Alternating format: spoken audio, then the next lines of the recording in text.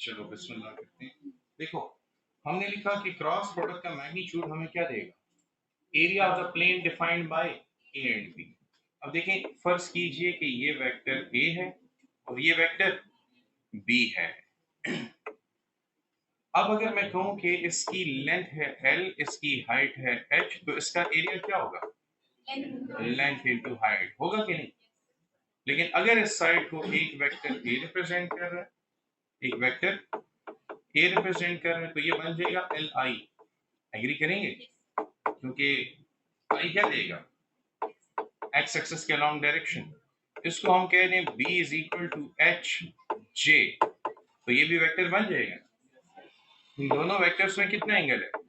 90 degree का angle है। ठीक है, अब मैं यहाँ पे इसका एरिया कैलकुलेट करता हूँ, तो एरिया इज इक्वल टू, मैं लिख सकता हूँ ए क्रॉस बी का मैग्नीट्यूड, ये एरिया। अच्छा, ए आपसे रिप्रेजेंट कर देते हैं, तो एरिया ए को, ए क्रॉस बी को कैसे लिखते हैं? Magnitude of A magnitude of B sine theta. अब ए किसके बराबर है? एल के बराबर है। बी किसके बराबर है? एच के बराबर। एच के बराबर है। एंगल कितना है? 90 डिग्री। रिजल्ट क्या आएगा? Length into height becomes area. ठीक है, अब अगर मैं इसको यूं स्टार्ट करूं, दोबारा देखें, अगर मैं इसको यूं स्टार्ट करूं कि मैं फाइंड कर रहा हूं एरिया, और एरिया बराबर है लेंथ क्रॉस हाइट के, एल क्रॉस एच के। एल भी एक वेक्टर है, एच भी एक वेक्टर है, एरिया भी एक वेक्टर है। आपको गलतफहमी है कि length scalar, length in a direction becomes vector, length का मैग्नीट्यूड स्केलर। आपको गलतफहमी ये है कि हाइट भी एक स्केलर नहीं, हाइट की जो डायरेक्शन है, हाइट पॉजिटिव बाई के अलॉन्ग कवर होती है। तो एरिया आपको गलतफहमी है कि एक स्केलर क्वांटिटी है। अच्छा, मुझे बताएं डिस्टेंस और डिस्प्लेसमेंट में क्या फर्क है? स्केलर है, राइट। आप जरा डिस्प्लेसमेंट को डिफाइन करें। Shortest distance between two points, displacement is a distance but in a direction. Distance को डायरेक्शन भी, ये शॉर्टेस्ट डिस्टेंस है एक स्ट्रेट लाइन पर, तो क्या बन गया? वेक्टर बन गया, डिस्प्लेसमेंट बन गई। बिल्कुल इसी तरह होगा यहाँ पर भी। लेंथ को डायरेक्शन दें, वेक्टर है, हाइट को डायरेक्शन दें, ये है ही वेक्टर, डायरेक्शन लगाते हैं तो बिल्कुल वेक्टर नजर आते हैं। एरिया भी बिल्कुल क्रॉस प्रोडक्ट से आता है, ये एक वेक्टर क्वांटिटी है। तो जब हम लिखते हैं मैग्नीट्यूड ऑफ फर्स्ट, या ऐसे कर दो ना, मैग्नीट्यूड ऑफ फर्स्ट वेक्टर कर लें, ठीक है, बस magnitude of second vector sine 90 into unit vector, क्योंकि जो भी डायरेक्शन होगी एक ही, वो किसकी डायरेक्शन में? हाँ, normal to the plane contained by, तो length into height becomes sin 90 become into unit vector n। तो अब देखिए ना, एरिया किसके बराबर है?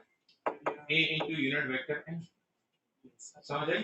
और अगर l क्रॉस h करूं, l क्रॉस h करूं तो एरिया की ये डायरेक्शन आएगी, यानी कि अलोंग z एक्सिस, ये यूनिट वेक्टर n या एरिया की डायरेक्शन होगी। ठीक है, पॉजिटिव z एक्सिस के अलावा। तो यहाँ पर इस शेर में शायद एग्जैक्टली यही बताना चाह रहे हैं।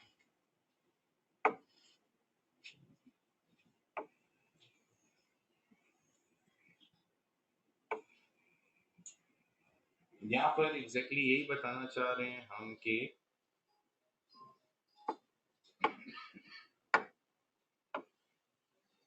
ये जब भी क्रॉस प्रोडक्ट में दो वेक्टर मिलते हैं तो वो क्या करते हैं? उनके क्रॉस प्रोडक्ट का मैग्नीट्यूड किसी प्लेन का एरिया डिफाइन कर रहा होता है। तो वो डिपेंड करता है कि अब ये कौन सा प्लेन डिफाइन कर रहे हैं, वो डिपेंड करता है कि कौन सा एरिया मिलेगा। तो यहाँ पे देखें ना, अगर दोनों का मैग्नीट्यूड बराबर है और एंगल 90 डिग्री है, तो इसका मतलब कि इनके क्रॉस प्रोडक्ट का जो मैग्नीट्यूड है वो क्या देगा? Area of square. दोबारा समझाऊं सब कुछ? समझ आई है? चलिए, अच्छा, फिर अगर आपको कहा जाए कि वेक्टर ए का मैग्नीट्यूड ग्रेटर है वेक्टर बी के मैग्नीट्यूड से, और इनके दरमियान स्टिल एंगल कितना है? 90 डिग्री है, तो ए क्रॉस बी का मैग्नीट्यूड हमें क्या देगा? एरिया ऑफ रेक्टेंगल देगा। It is area of rectangle, rectangular shape आ जाती है आपके पास, लाइक दिस।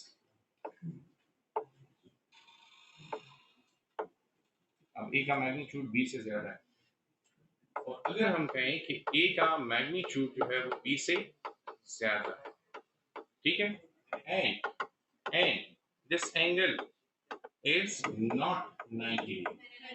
हाँ, फिर ये क्रॉस प्रोडक्ट का जो मैग्नीट्यूड है ये आपको देगा एरिया ऑफ पैरेललोग्राम।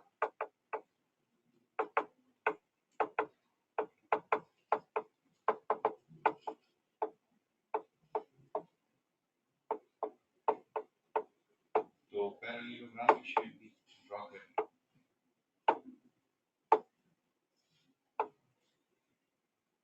ये वाली शेप बन जाएगी, ठीक है।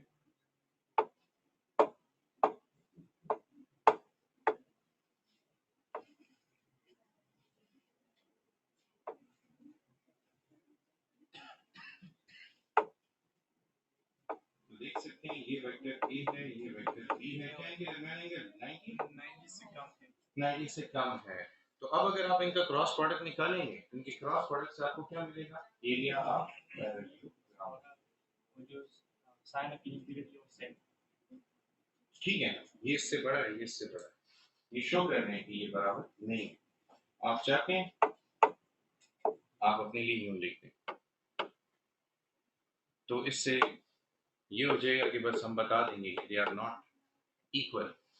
अब इसकी जनरल एप्लीकेशन क्या है, देखें, अगर हम r क्रॉस f फाइंड करते हैं तो r क्रॉस f का मैग्नीट्यूड भी तो क्या देगा, एरिया ऑफ द प्लेन देगा। हमने तो जनरल बात की कि a क्रॉस b का मैग्नीट्यूड क्या देगा, area of plane defined by a cross b का मैग्नीट्यूड क्या दे रहा है, the area of the plane defined by vector a and vector b।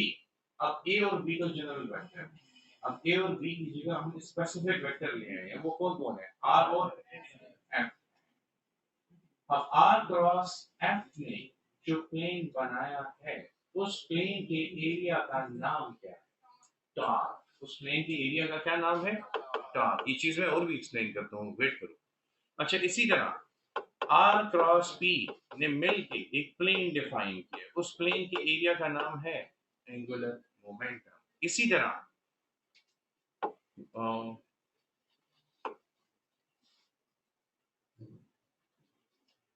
Theta cross r ने मिलके एक प्लेन डिफाइन किया, उस प्लेन का नाम है s, the length of r। तो हम कैसे ये सारी बातें कर रहे हैं, किस असूल के तहत कर रहे हैं, वो असूल आपको समझाने लगा। फर्ज कीजिए ये आपके पास क्या है, r, और ये आपके पास क्या है, f। तो ये रहा r, ये रहा f। अब इन दोनों ने मिलकर एक प्लेन डिफाइन कर दिया। वो प्लेन कौन सा प्लेन है, अगर एक्स वाई ड्रॉ करूं तो एक्स वाई प्लेन बन जाएगा, ठीक है। अब ये कौन सी शेप है, स्क्वायर, तो नहीं रेक्टेंगल। अब अगर मैं इसका एरिया निकालना चाहूं तो एरिया होता है लेंथ इनटू हाइट या विड्थ। अब यहाँ पे लेंथ किसके बराबर है, हाइट किसके बराबर है। अगर ये एक्चुअल में एक लेंथ होती और एक्चुअल में एक हाइट होती तो एक्चुअल में एक, जिसको आप एरिया समझते हैं, लेकिन अब लेंथ की जगह किसने ली है, मोमेंट आर्म ने। हाइट की जगह किसने ली है, फोर्स ने। इसीलिए एरिया की जगह अब आपको मतलब समझ आ गया। इस पे शॉर्ट क्वेश्चन यूं आएगा कि what is the physical significance of the cross product. बताइए क्रॉस प्रोडक्ट की फिजिकल सिग्निफिकेंस क्या है। तो आप पहले ये लिखेंगे कि फिजिकल सिग्निफिकेंस ये है कि क्रॉस प्रोडक्ट का मैग्नीट्यूड हमें क्या देता है, area of the plane defined by A and B. फिर आप बाकायदा एप्लीकेशंस लिखना शुरू कर देंगे। एप्लीकेशंस क्या है कि भाई अगर अगर r क्रॉस f मिलके एक प्लेन डिफाइन करें तो प्रैक्टिकल एप्लीकेशन है टॉर्क। r और p मिलके एक प्लेन डिफाइन करें तो प्रैक्टिकल एप्लीकेशन है एंगुलर मोमेंटम। थीटा और r मिलके एक प्लेन डिफाइन करें तो प्रैक्टिकल एप्लीकेशन है r length x, s is equal to r। वो हमने जो चैप्टर 1 में भी पढ़ा था, लेकिन खैर ये अब ये भी चैप्टर 5 में रिपीट हो जाएगा, और ये एग्जांपल शीट दी है तो आपको हमने पढ़ लिया एंगुलर मोमेंटम, और ये s equal to r theta. ये चैप्टर नंबर 5 में इंशाल्लाह दोबारा आ जाएगा, दोबारा हम इसको रिवाइज कर लेंगे, ठीक है। ये आपका चैप्टर नंबर 2 है। खत्म हो जाता है। अब आपने ऐसा करना है, चैप्टर नंबर 2 कैपिटल का शॉर्ट क्वेश्चंस जो मैंने आपको कवर करवाएंगे सारे, और न्यूमेरिकल प्रॉब्लम्स जो मैक्सिमम मैंने की हैं, ये इक्विलिब्रियम वाली प्रॉब्लम्स जो हैं ये मैंने करवाई, ठीक है। उसके लिए आपकी मर्जी, आप कहते हैं तो मैं अल्लाह का नाम लेके भी शुरू हो जाता हूँ, या फिर आप कहते हैं तो मैं उसकी शॉर्ट वीडियोस बना के, ऐप में वैसे वीडियोस मौजूद हैं, फ्रेश वीडियोस चाहिए तो मैं फिर यहाँ पे फ्रेश वीडियोस भी बना के आप लोगों को डेली बेसिस पर एक एक न्यूमेरिकल समझाता हूँ, साथ न्यूमेरिकल शुरू होगा। इस तरह होगा कि इस क्लास में आपका काम आगे चला जाएगा, और वो जो एडिशनल वीडियो आती है उसमें आपकी न्यूमेरिकल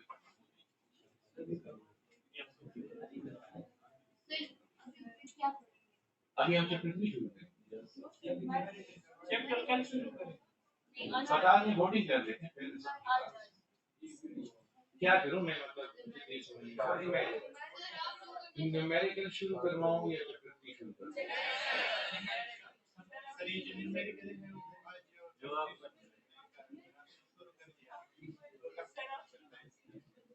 न्यूमेरिकल अगर मैंने आज शुरू किए तो 2 क्लासेस, मतलब आज मैं न्यूमेरिकल कराऊंगा, कल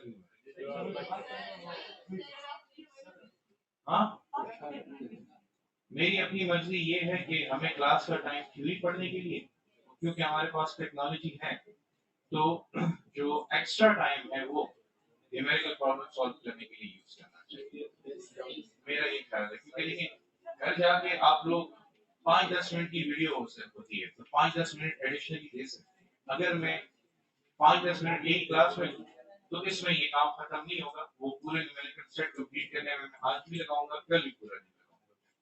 तो चलें फिर चैप्टर 3 शुरू करते हैं।